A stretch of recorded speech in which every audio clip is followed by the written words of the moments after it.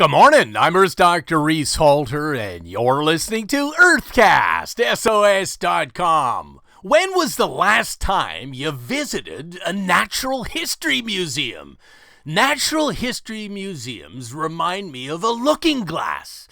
They enable us to glimpse back in time. There were the age of fish and age of dinosaurs. We know this from fossils in rocks on land and under the sea. For most of us, it's difficult to imagine prehistoric times and what they look like globally. Consider how quickly humans have colonized and conquered our planet since the ending of the Pleistocene, or the last glacial period. It took 8,200 years, or until the year 1800, before our population reached 1 billion. In the year 1900, London was the largest city on the globe with a population of 6.5 million people. By 1930, our species reached 2 billion. By 1980, that number doubled. By 2011, we hit 7 billion human beings. Yesterday, my colleagues put forth a very convincing argument to name this age the age of humans. What will the rocks tell of our time on Earth?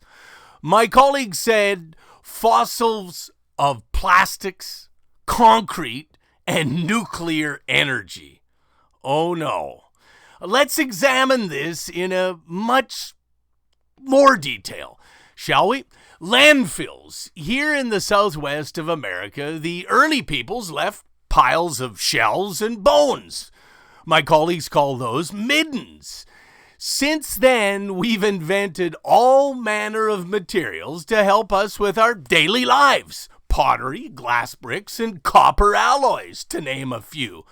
And they'll be around years after we've gone, including the aluminum soft drink can.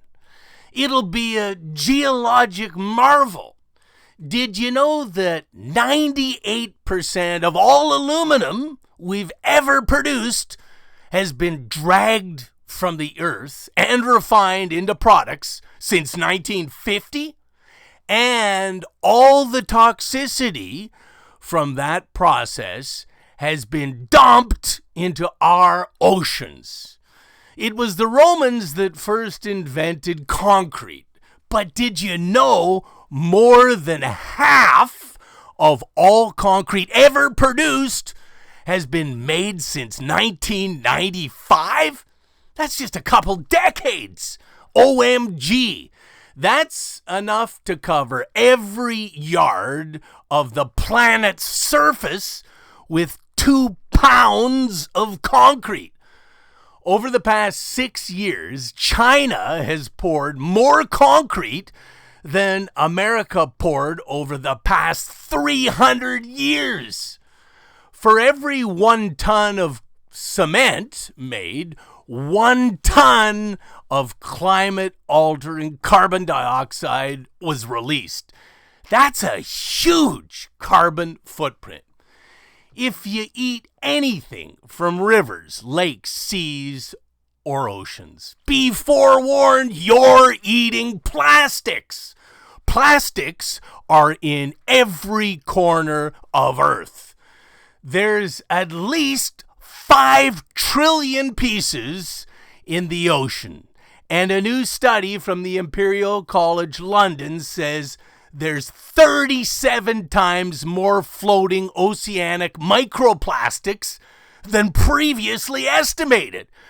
Since the early 1960s, plastics have been mass-produced. By 1979, the production of plastics in the United States eclipsed that of steel. We globally produce over 300 million tons of plastics each year. Plastics are made from petroleum, 3.5 million barrels of oil each day make plastics, hugely subsidized. It's part of the 5.6 trillion annual looting. That's what it is, looting. Mining has left our planet with enormous holes and tunnels. Did you know that 3 times more soil is moved each year by miners than by all the world's rivers? The holes, tunnels, and pits, well, they'll be around for millions of years. Since 10,000 years ago, humans have been clearing forests to make way for crops. Today, we lose almost 1 acre every second of every minute, 24/7, 365. Monoculture crops filled with bee soil and water, killing neonicotinoid poisons, 2 billion pounds a year, and fertilizers, nitrogen, phosphorus, and potassium, run into the oceans. There's over 530 dead zones where there's no oxygen and no life because of those runoffs.